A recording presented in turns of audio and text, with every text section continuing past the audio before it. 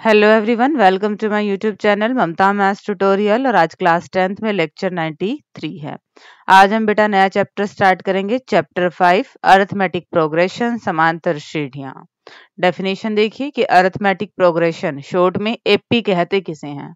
N arithmetical progression is a list of numbers की एक list ही होती है इन विच each term is obtained by adding a fixed number to the preceding term except the first term। एक समांतर श्रेणी संख्याओं की एक ऐसी सूची है जिसमें प्रत्येक पद पहले पद के अतिरिक्त अपने पद में एक निश्चित संख्या जोड़ने पर प्राप्त होता है। ये क्या कह रहा है कि एपी क्या है? नंबर्स की एक लिस्ट है, ठीक है, जिसमें फर्स्ट टर्म को छोड़ के बाकी सारी टर्म्स कैसे आती हैं?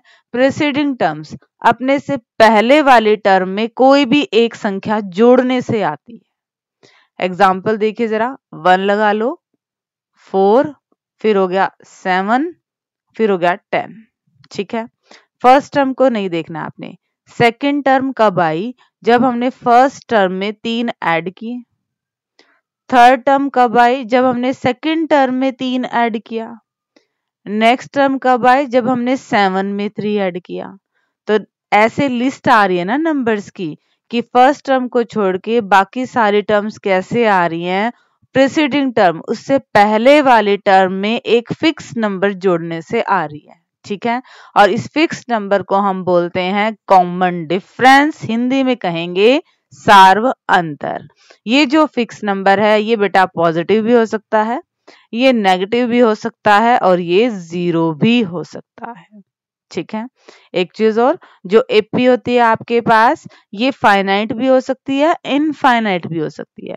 ऐसे लिख दे 1, 4, 7, 10, यहीं पे रोक दें तो ये एपी आपकी क्या होगी? फाइनाइट होगी। इसमें 4 टर्म्स हैं, बट इसी के आगे अगर हम डैश डैश लगा दे तो ये अब क्या होगी? है इनफाइनाइट होगी, मतलब आगे आगे और भी टर्म आती जाएंगी। जनरल फॉर्म क्या बनेगी एपी की? फर्स्ट टर्म को लिखते हैं बेटा ए, ठीक है। और जो फिक्स नंबर हमने बोला था क्या आएगा? डी। वो कैसे बनेगा? पहले वाले टर्म में डी जोड़ दो। नेक्स्ट टर्म कब आएगी? इस टर्म में फिर डी जोड़ दो। नेक्स्ट टर्म कब आएगी? प्रीसीडिंग में फिर डी जोड़ दो। इस तरह से ये आपके पास जनरल फॉर्म बनी है एपी की, ठीक है बेटा। ए जो होता है ये हमारे पास पहला पद है और डी हमारे पास क्या है? कॉमन डिफरेंस है, सार्व अंतर है। ये तो था सारा बेसिक डेफिनेशन। अब डिस्कस करते हैं एग्जाम्पल्स को। एग्जाम्पल्स देखिए बेटा। First example, for the AP, ये एपी आपको दे रखी है 3/2, 1/2, -1/2, -3/2। Right the first term A and the common difference D. इस एपी का प्रथम पद लिखिए और सार्व अंतर लिखिए। प्रथम पद हमें दिख ही रहा है, फर्स्ट टर्म क्या है हमारे पास बेटा? 3/2 है। और डी कॉमन डिफरेंस क्या आएगा? हमने बेसिक में क्या पढ़ा था? डी क्या है?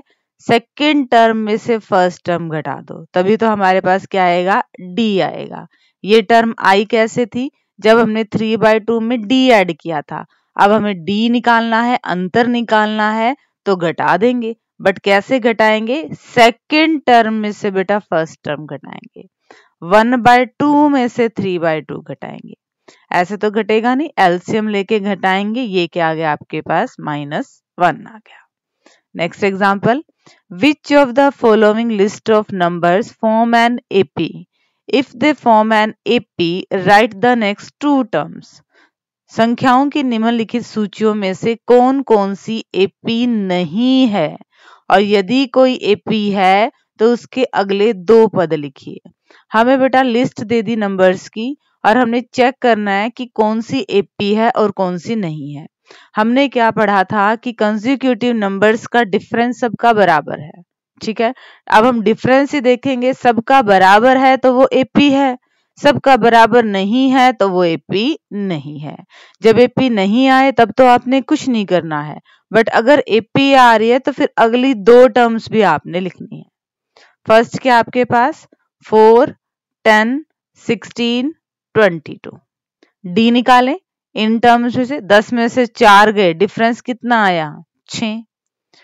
अगली टर्म्स का डिफरेंस निकाले, 16 में से 10 गए, क्या आया 6। नेक्स्ट 22 में से 16 गए, क्या आया 6। डिफरेंस तो सेम है, डिफरेंस सेम है तो ये हमारे पास क्या बन रही है, एपी बन रही है बेटा। ठीक है, हमें अब एपी बन रही है तो हमें अगले दो पद भी निकालने हैं, 1 2 3 4, पांचवा पद निकालना है। डिफरेंस कितना है, 6 का है। अब 22 में 6 जोड़ दो बेटा 28, और फिर 28 में भी 6 जोड़ दो बेटा 34। हमें पता लग गया ना कि हमारी 10 कब आ रही है, जब हमने 4 में 6 जोड़े। 16 कब आ रही है, जब 10 में 6 जोड़े। 22 कब आ रही है, जब 16 में 6 ऐड किए। तो अगली टर्म निकालने के लिए 6 ऐड करते जाएंगे। इस तरह से हमने अगले दो टर्म्स भी निकालनी है। सेकंड पार्ट देखिए बेटा, सेकंड पार्ट देखिए बेटा, 1 -1 -3 -5। डिफरेंस निकालें, -1 में से 1 को घटाएंगे, -1 में से घटाना है हमने इस टर्म को 1, ये कितना बना -2। A3 मतलब थर्ड टर्म में से A2 मतलब सेकंड टर्म घटानी है। -3 में से घटाएंगे माइनस का 1, माइनस माइनस प्लस, ये भी -2 आ गया है। -5 में घटाएंगे माइनस का 3, ये भी -2 आ रहा है। डिफरेंस सबका सेम आ रहा है तो ये क्या बन रही है, हमारी एपी बन रही है। 1 2 3 4 5, हमें A5 निकालनी है। A5 कैसे निकलेगी, पहले वाले टर्म में D ऐड कर दो, A4 में D ऐड कर दो। D हमने अभी अभी निकाल लिया। A4 हमारे पास कितनी थी, -5, -5 में माइनस के 2 जोड़ दो, -7। A6 छठी टर्म कैसे निकलेगी, पांचवी टर्म में D जोड़ दो, पांचवी टर्म अभी अभी आई है -7, उसमें -2 जोड़ दो, -9। ठीक है बेटा। थर्ड पार्ट, -2 2 -2 2 -2, इस तरह से डिफरेंस निकालिए। 2 में से घटाएंगे माइनस के 2 तो कितना आएगा, 4 आएगा। -2 में से माइनस करेंगे 2 को, ये तो -4 आ गया। डिफरेंस सेम ही नहीं है, डिफरेंस सेम नहीं है तो ये आपके पास एपी नहीं है। Fourth part, 1 1 1 2 2 2 3 3 3। डिफरेंस निकालिए। 1 और 1 का डिफरेंस 0, 1 में से 1 घटाया 0, 2 में से 1 घटाया, ये तो 1 आ गया। डिफरेंस बराबर नहीं है तो ये भी एपी नहीं है।